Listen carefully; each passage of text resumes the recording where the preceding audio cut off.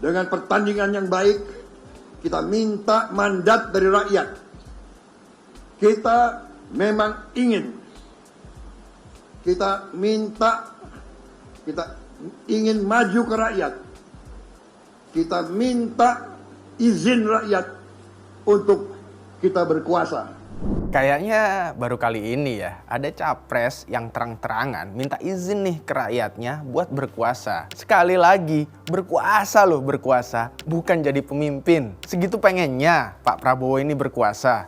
Bukannya dalam konstitusi kita itu kuasa tertinggi ya di tangan rakyat. Halo dulur, gue Ahsan.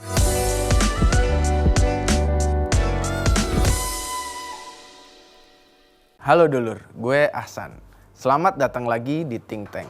Pernyataan Prabowo soal minta izin berkuasa pas deklarasi di Museum Proklamasi kemarin, menurut gue udah ngasih tahu kita semua niat dia sebenarnya jadi capres. Kita jadi tahu bahwa maksud Prabowo jadi capres ternyata bukan untuk memajukan negara, apalagi berjuang demi rakyat kayak yang selama ini sering dia bilang di banyak momen-momen pidatonya. Tapi niatnya ya emang buat berkuasa tok, mengejar kekuasaan, menjadi penguasa. Hal itu menurut gue berbahaya.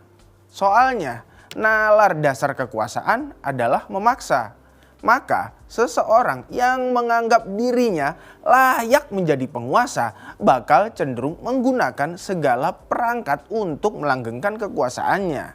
Baik itu lewat hukum, aparat keamanan, ya dan lain sebagainya. Masalahnya, negara ini tuh udah pernah berada dalam kondisi semacam itu di era Orde Baru. Ketika Soeharto bukan lagi menganggap dirinya sekadar sebagai pemimpin atau presiden, tapi penguasa negara ini. Walhasil, apapun dia lakukan demi tetap melanggengkan kekuasaannya. Bahkan bila itu harus mengorbankan nyawa rakyatnya sendiri. Dan kita pun tahu bahwa seluruh hal buruk yang terjadi di era Orde Baru itulah yang kemudian mendorong terjadinya reformasi untuk mengembalikan kekuasaan ya benar-benar di tangan rakyat seperti mandat konstitusi, bukan terpusat di orang tertentu atau dalam hal ini Soeharto. Apakah karena Prabowo pernah jadi bagian dari keluarga Soeharto sehingga masih mewarisi hasrat kekuasaan itu?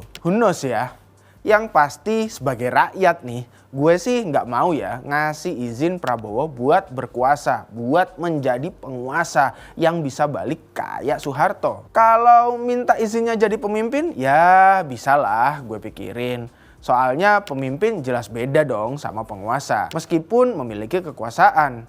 Pemimpin itu tumbuh dari rakyat, bagian dari rakyat. Dan bekerjanya ya untuk rakyat, kan untuk dirinya sendiri. Tapi ini kan enggak.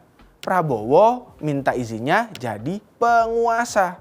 Sementara balik lagi nih, sejarah menunjukkan penguasa selalu mengendalikan, memaksa dan menguasai rakyat. Bahkan kalau perlu mengorbankan rakyat demi kekuasaannya. Mungkin di antara kalian yang lagi nonton video ini bakal bilang nih, lu boleh aja sih nggak ngasih izin. Tapi kan Prabowo didukung banyak parpol tuh. Dan parpol adalah bagian dari rakyat. Oke. Bener emang parpol bagian dari rakyat. Tapi nggak bisa dibilang sepenuhnya mewakili rakyat. Lagi-lagi sejarah udah ngebuktiin kok pas Pilpres 2014. Kala itu Prabowo juga paling banyak dapat dukungan parpol. Tapi toh pemenangnya tetap Jokowi yang didukung lebih sedikit parpol. Hal itu bisa terjadi karena Jokowi saat itu memang benar-benar menjadi harapan rakyat. Kayak yang covernya majalah Time itu, Jokowi is a hope. Dia hadir untuk menjadi pemimpin rakyat, bukan penguasa. Sehingga rakyat kemudian emang milih Jokowi meskipun mayoritas parpol dukungnya ke Prabowo. Karena lagi-lagi ya hanya rakyat lah yang tahu kebutuhannya sendiri. Nggak bisa tuh rakyat disetir parpol. Apalagi disetir sama capres yang muncul cuman sekedar buat berkuasa. Nggak mikirin rakyat. Tanda bahwa parpol-parpol pendukung Prabowo saat ini nggak mewakili rakyat juga kelihatan kok dari hasil survei Saiful Munjani Research and Consultant. Cuman Golkar kok yang pemilihnya mayoritas emang pengen milih Prabowo. Sementara mayoritas pemilih PAN pengennya milih Anies. Dan mayoritas pemilih PKB justru pengen pilih Ganjar Pranowo. Sampai di sini ya mungkin kalian juga ada nih yang bakalan bilang lagi, Prabowo kan udah kaya raya. Mana mungkin sih cuman ngejar kekuasaan. sederhananya nih ya, kalau dia emang udah kaya dan murni niat maju negara ini, kenapa nggak dari dulu aja kan? Kenapa sih harus ngotot dulu jadi presiden buat wujudin apa yang pengen dia cita-citakan demi rakyat? Kan udah kaya katanya, punya duit. Ya kan dia bisa melakukan gerakan sosial kayak atau apa tanpa harus jadi presiden. Bagi gue, justru upaya Prabowo yang berkali-kali nyapres itu ngebuktiin pendapat Jeffrey Winters dalam bukunya yang berjudul Oligarki. Bahwa para oligark alias orang-orang super kaya yang jumlahnya lebih sedikit dari masyarakat kebanyakan itu memanfaatkan kekuasaan untuk mempertahankan kekayaannya. Soalnya dengan kekuasaan itulah mereka kemudian bisa mengendalikan hukum dan perangkat negara untuk mengamankan kekayaannya. Bahkan semakin menambah kekayaannya. Gimana dengan Prabowo? Ya kalian bisa lah googling gimana tuh food estate, kayak kabar-kabar yang beredar kan katanya ada kroni Prabowo yang di situ. Gue sih tidak bisa memverifikasi itu. Tapi mungkin kalian dengan googling ya bisa tahu lah dengan sendiri. Pilpres 2024 emang masih lama, masih Februari nanti. Tapi dari sekarang rasanya kita sebagai rakyat udah tahu kok harus pilih siapa nantinya. Ya tentu aja capres yang emang membela rakyat. Bukan yang pengen jadi penguasa aja.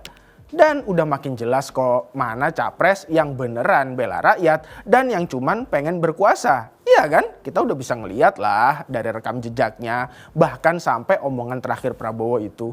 Lagian rasanya kita sepakat lah ya. Nggak ada nih yang mau balik lagi kayak ke era Orba. Ketika harga nyawa itu cukup murah untuk sebuah kekuasaan. Padahal kalau kata Gus Dur, nggak ada satu pun nyawa yang layak dikorbankan demi kekuasaan. Makanya Gus Dur memilih menyerahkan kekuasaannya daripada harus terjadi pertumpahan darah. Ya kalau kemudian nih ada yang mau balik lagi ke era Orba di antara kalian-kalian semua ini, ya silakan. Kalau gue sih ogah ya, gue mendingan ikut Gus Dur. Bye.